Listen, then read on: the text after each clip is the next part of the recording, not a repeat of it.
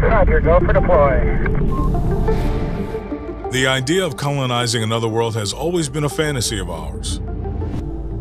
It is in our nature to pioneer new lands, to settle and inhabit even the most unforgiving environments.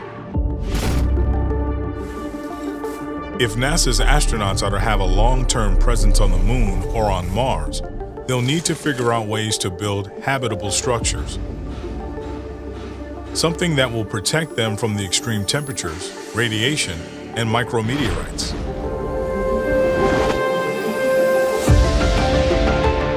NASA's engineers face a major challenge. Shipping large quantities of cement or other heavy building materials aboard a rocket just isn't practical or cost-effective. Engineers at NASA's Swamp Works are developing a solution: 3D printing habitats on other planets using natural resources found on-site on the planet's surface. Along the way, we discovered what they are doing, and then we realized how this could be utilized for the industrial construction, how we can build the sustainable structures.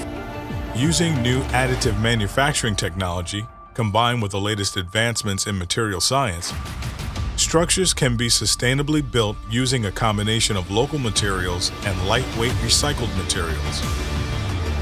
By mixing small amounts of plastic waste with lunar or Martian regolith, similar to dirt and rock found in desert climates on Earth, a cement-like structure is formed and composited into place with robotic precision.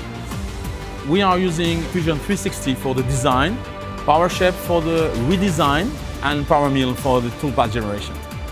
The technology that we're seeing today is incredibly valuable because it's using automation in order to produce that. So that means that I can repeat the process in even the most remote area of this planet. The materials and techniques being developed on this project have the potential to revolutionize the way we do construction here on Earth, too.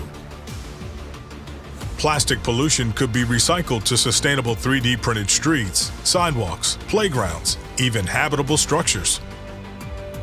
This is really the future of making things, is how we reimagine designing for manufacturing. So now we need to rethink how we design and manufacture parts by joining these two skills in one. We have the opportunity to advance them together in order to reach new frontier, either to impact the life here, but as well the life in the Moon, in Mars. Ignition sequence start. 3, 2, 1.